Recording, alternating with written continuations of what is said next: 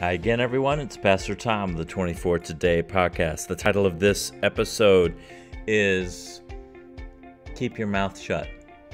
Perhaps the thing that you need to do and I need to do is not say something that is going to start a fight, or not say something that is going to continue a fight.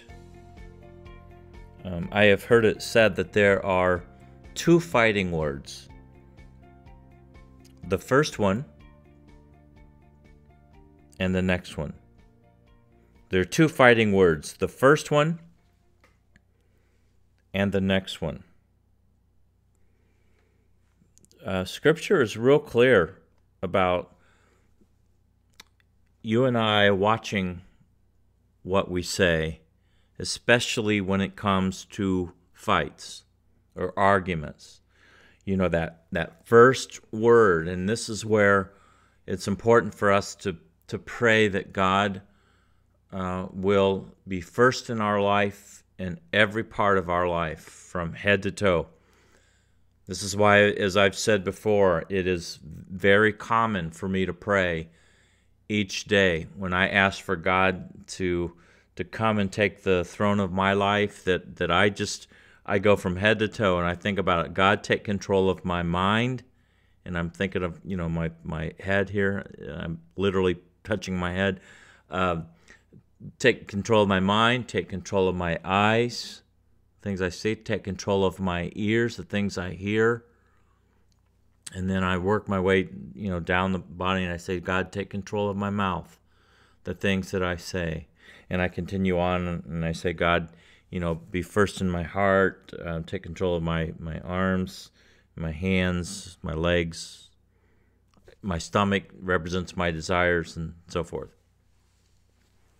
But take control of my mouth is very, very important, because there are so many fights and arguments and issues with people that wouldn't even take place if we didn't say the first word, if we didn't just speak wrongly or out of impatience, if we just decided to be the adult and not say something that we know would cause a fight, if instead of having to win an argument, or just for the sake of winning have to state our case or our cause, if we just don't say that comment that could go without saying, and so many times a fight would be prevented and a bad situation would be prevented.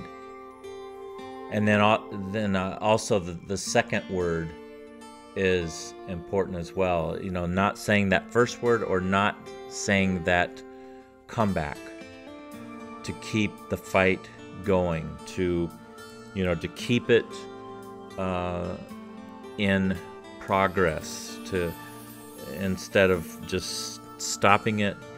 Somehow we think that we just have to keep the whole situation going, and it will. And then that person feels that they have to say something else back, and we keep it in circulation. So let me give you some scriptures here just to back up the truth of what I'm saying. Proverbs 10:19 says, when words are many, transgression is not lacking, but whoever restrains his lips is prudent. Proverbs 17:28 says, even a fool who keeps silent is considered wise. When he closes his lips, he is deemed intelligent. Proverbs 18:2 says, a fool takes no pleasure in understanding, but only in expressing his opinion. James chapter 1 verse 19 says, know this, my beloved brothers, let every person be quick to hear, slow to speak, slow to anger.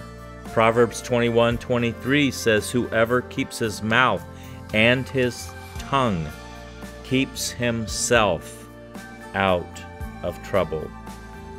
Proverbs 29:20 says, do you see a man who is hasty in his words? There is more hope for a fool than for him. Psalm 141:3 says, set a guard, O Lord, over my mouth. Keep watch over the door of my lips. And while there are other passages I could read, maybe that's just a perfect one to end on.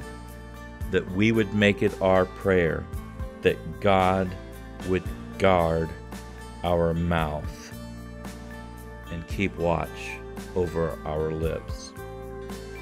That God would just give us the wisdom to know that we're getting upset, the wisdom to realize that we can't say that first word or that next word, and then the strength to not say it, to close our mouth, to walk away, to whatever it needs to be done other than saying that word, that God would help us with that.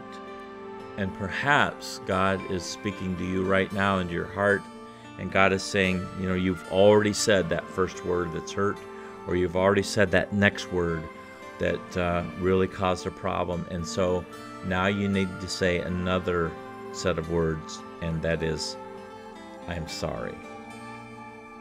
Until the next time, thanks for listening. This is Pastor Tom. I'd like to thank a friend of mine, Kendra Dahlstrom, for sponsoring this episode. Kendra and I provide content for a free Facebook group, which you are invited to join. Just go to Facebook, look for the Groups tab on the left, search for Live Into Your Calling Membership Group, and ask to join. That's it. You can also find Kendra at kendradahlstrom.com. That's KendraDahlstrom.com. If this podcast has been helpful for you and you haven't already subscribed, just go to the subscribe button that you'll see on the page and subscribe. That way you'll make sure that you get everything that I put on the podcast the moment that it's available. And if it's helpful for you, it probably would be helpful for someone that you know as well. If you could send them a link or tell them about the podcast, and then also comment on the particular podcast wherever you're at. Rate it, if you will, and that will help others to be able to see and hear about the podcast.